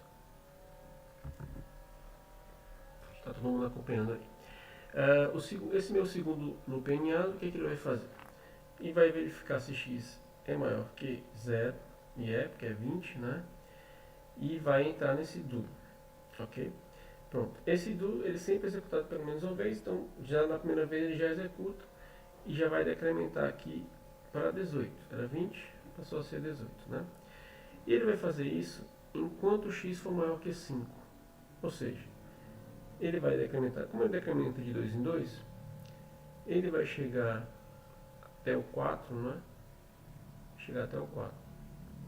Quando ele chegar a seu valor 4, ele vai, porque quando ele for 6, ele vai continuar sendo maior que 5, vai fazer mais uma rodada. Quando chegar no 4, não vai satisfazer o x maior que 5. Então vai passar para a próxima linha, que é depois do, e vai decrementar mais uma vez o x vai passar a ser 3, e aqui ele imprime 3 e dá uma tabulaçãozinha, né? Imprime 3 com tab. Pronto. Depois disso, o que acontece? O x ainda é maior que 0, né? Então ele vai voltar para cá. Ok? Como o x ainda é maior que 0, ele vai entrar de novo no do, vai fazer mais uma vez um decremento, agora o x é 3, vai passar a ser 1, né, nesse caso. Ok? Quando ele for 1, não vai ser maior que 5, sai do while, entra mais uma vez aqui, cai aqui no x menos menos, passa a ser 0. E aí vem imprimir 3 barra t, que é a tabulação, e depois 0. Então 3, tab, 0. Ok? E, na verdade é um print a linha, né? Então como ele vai saltar de linha, então ele vai imprimir 3, a tabulação, depois 0 e a tabulação. É isso. Pronto. Agora um detalhe importante, a gente praticamente não vê os programas Java que usam isso. Muita gente não gosta de usar, e eu entendo por quê, porque torna o código meio um pouco ilegível, digamos assim, né? E um pouco confuso também, porque você pode, com esse tipo de coisa, você pode criar maluquices de fluxos loucos dentro do seu código, né? Mas a gente precisa saber que eles existem. Então, o que são esses labels aqui? Estou falando desses labels que são nomes com 2 pontos no final. Eles podem ser usados antes de for, antes dessas, todos esses comandos que nós vimos: for, switch, while, if, certo? Eles podem ser utilizados, tá bom? Se eu os utilizo dessa forma aqui, simplesmente colocando-os e depois não referencio, eles são basicamente como se fossem uma espécie de comentários, eles não servem muito para muita coisa, tá? Menos a gente precisa saber que eles existem, né? Que não vai dar erro se eu colocá-los antes de for, antes de if, antes de while, antes de switch, não vai dar erro. Primeira coisa é essa. A segunda coisa é, eles podem ser referenciados, certo? Então, por exemplo, eu posso ter um break que referencia um label, que é esse caso aqui, né? Ok? Quando eu faço isso, eu estou dizendo o seguinte: olha, eu quero que você faça o break daquele elemento específico que está marcado por este label aqui. Se eu não coloco o label, ele vai procurar, ele vai sair para cima procurando o primeiro for, o primeiro while, o primeiro loop que ele quer quebrar. O primeiro que ele encontrar vai ser esse que ele vai fazer o break. Okay? Se eu coloco o label, não, ele vai sair procurando o label. Senão esse aqui está com o label, não está, passa por cima até encontrar. Quando encontrar o label, assim ele vai dizer, ah, é esse, então eu vou quebrar este bloco aqui e vou executar o próximo comando após esse bloco. Okay? Não é tão complicado, o conceito é simples, né? O que pode ficar complicado é o código que pode ser feito com base nisso, né? Então, por exemplo, aqui eu não vou explicar esse código. Basicamente ele usa o for aninhado com o if dentro do for aninhado, tá bom? Isso não vale muito a pena explicar esses detalhes todos, não. Mas o que a gente precisa saber é o seguinte: quando ele faz esse break aqui, o pessoal do prédio fica tô colocando os cachorros para brigar aqui. Eu nunca tinha escutado isso. Acho que eu sei que tem algumas pessoas que tem cachorro aqui, mas esse barulho para mim é novidade. É a primeira vez que eu escuto. Pronto.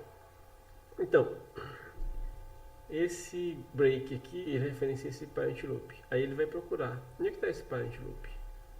Aqui. Ou seja, ele está fazendo o break desse for aqui. Ok? Então, uma vez que ele entrar nesse if, na primeira vez que ele entrar, ele vai executar position x recebe i, position y recebe j, e vai fazer o break desse parent loop e vai sair.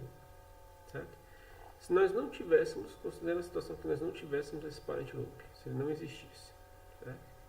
Só existe o break ponto e vírgula. Tá? O que ia acontecer? Ele ia fazer o break desse for aqui. Né? Então ele continuaria a execução do for mais externo. Ok? Ele continuaria executando o for mais externo. Certo? Como existe, ele quebra o for mais externo. Então ele sai do for mais externo. Tá bom? E aqui a gente tem uns if else que vai imprimir dependendo dos valores de x, dos valores de y. Depois vocês podem pegar esse código e tentar colocar no Eclipse ou na ideia que vocês preferirem e executar e testar ele com o parent loop, com o label, sem o break, né? Se você tirar o break também vai ter um outro comportamento, a saída vai ser diferente, certo? Se você não tiver o break, tá bom? E basicamente o que ele vai fazer é percorrer mais uma vez uma matriz como essa aqui, né? Esse vetor bidimensional, que é esse array bidimensional, e vai imprimir, né? Vai imprimir o elemento. Eu acho que ele vai buscar pelo 2, né? Exatamente. Ele tem um search value que é o 2, que vai ser usado aqui na busca, tá vendo? Então ele vai fazer essa busca pelo 2. Eu acho que na primeira vez com o parent loop ele vai achar esse 2 aqui, certo? Exatamente, ele vai achar esse 2. E aí quando ele achar esse primeiro 2 aí, né? Ele vai sair do for mais externo. Na segunda vez, na segunda situação, que seria não ter o parent loop, creio que ele vai achar esse 2 aqui, ó, que é o segundo que aparece aí. Ele vai sair desse for mais interno, depois vocês podem testar isso, e vai achar esse segundo 2, tá? E vai imprimir a posição, que no final das contas ele está imprimindo a posição x e y do elemento que ele encontrou. Então no primeiro caso, digamos, aqui é 0, é a linha 0, que é a linha 1, e aqui, no primeiro caso ele vai imprimir 1, que seria esse 2 aqui. Depois vocês podem testar se é isso mesmo. No segundo caso, ele vai imprimir a última linha, que é a linha 0, 1, 2, né? Então, a linha 2, o item 0, que é esse aqui. E no último caso, se nós não tivermos nem o break, né, tirarmos tudo, ele vai mesmo pegar esse e vai achar esse terceiro 2 aqui, né, que vai estar na posição 2, 2. Ok? Depois vocês testam aí. Pronto. Para além disso, eu também posso utilizar o label com continue, certo? Não apenas com break. O continue, diferente do break, é para dizer, olha, salda tudo que vem depois volta para esse while e executa de novo o corpo do while caso a expressão dê verdadeiro, né? Certo? Então é basicamente saltar o que vem depois até chegar no fecha-chaves. Continue e faz isso. E aí você também pode usar o label. Você pode fazer, se não tiver o label, mais uma vez ele vai procurar o primeiro loop para continuar. Se tiver o label, ele vai procurar pelo label. Certo? Então, tá aqui um exemplo, né, que ele utilizou o label first char loop, né, e ele está dizendo o seguinte: se o A for 2 ou o X for B, a letra B, continue para esse for aqui, ou seja, ele não vai imprimir o system.out.println, ele vai sair desse for aqui e vai continuar a iteração nesse for que está marcado com o label, tá bom? E aí vocês podem fazer a brincadeira que eu falei no último exemplo, de tirar esse first char loop, executar esse código só com continue, ou seja, que continua só o for mais interno, e podem mesmo até tirar o continue, tirar esse if e ver o que vai acontecer, né? Os tipos de diferentes de saídas que teremos aqui. Pronto, então aqui tem uma tabelinha de resumo, né, só mostrando o que a gente pode utilizar com cada controle, né, cada fluxo de controle, né, cada statement para controlar o fluxo. Ok? Então, o if ele pode até ser utilizado com labels, nós podemos ter labels com if. Só que break não faz sentido com if nem continue. Tanto o break como o continue são utilizados nos nossos loops. Ok? Beleza? São utilizados em todos os nossos loops. O break a gente viu que é utilizado no switch, tá? Entretanto, não faz sentido utilizar o continue com o switch. Então esses que eu marquei são os que vocês têm que ter atenção. O resto, tudo pode ser utilizado. Nós vimos exemplos em praticamente todos, né? A gente viu o exemplo do break com praticamente todos eles, tá bom? Então labels pode em tudo, o break pode em tudo menos no if, o continue pode em tudo menos no if e no switch. Pronto, e aí nós concluímos os objetivos para a aula de hoje, para a segunda aula, né? E que a gente viu que é essencial para lembrar para o exame, só para relembrar aqui, escrevemos código utilizando os operadores, né? Tanto unários, binários, né? Ternários. Reconhecemos como é que os operadores estão associados a quais tipos de dados, né? Quais operadores, quais tipos. Vimos a parte de precedência de operadores, como é que os parênteses podem sobrescrever essa precedência, os controles de decisão, utilizando o if, switch, os nossos loops, nós vimos todos, e agora por fim, como utilizar break, continue, para mudar o fluxo, inclusive até com esses labels aí, tá bom? Pronto, se vocês tiverem, só faltam os go to. Pronto, é isso, gente. Eu agradeço a vocês pela paciência, terem aguardado até agora, né? Já quase 10 horas. Se tiver alguma coisa, algum questionamento, a nossa última aula, que é a aula 6, vai ser sobre, o tema vai ser exceções. Ela é bem curta, né? Acho que é a menor de todas, eu não lembro agora quantos slides são, mas é bem pequena mesmo. As próximas aulas, a 3, a 4 e a 5, elas são um pouco maiores, né? Mas eu vou tentar vou tentar dar-las nesse mesmo tempo. Mas a última aula a gente poderia aproveitar, penso eu, para de repente fazer algumas questões, além da parte de exceções, fazer algumas questões. Podia gastar 1 hora com as sessões e 1 hora com algumas questões. E aí eu ia pedir para vocês, eu passei o material com as questões, né? Tanto com as questões como com as respostas, para vocês irem treinando, porque boa parte da preparação para a certificação, ao meu ver, a parte mais importante, para além de conhecer essas teorias básicas, é treinar mesmo com as questões. São elas que vai deixar você afiado, digamos assim, para acertar tudo. Então, eu sugiro que vocês vão fazendo essas questões, vão vendo as respostas, e podem mandar e-mail para mim se ficarem com alguma dúvida, eventualmente alguma questão, e de repente sugestões de questões que a gente poderia ver para essa última aula, tá? Nessa última aula, algumas questões específicas que a gente pode ver. De repente eu pego uma questão ou 2 de cada aula, das que vocês pedirem ou sugerirem. E a gente faz nessa última hora da sexta aula, tá bom? Mas eu acredito que se vocês assistirem essas aulas teóricas aqui, que são bem básicas, bem tranquilas, e resolverem as questões, vocês vão estar preparados tranquilamente para passar na prova, ok? Pronto. Grande abraço aí, fique com Deus, e a gente se vê na UB ou na Natix, para a malta que trabalha lá também. Até mais.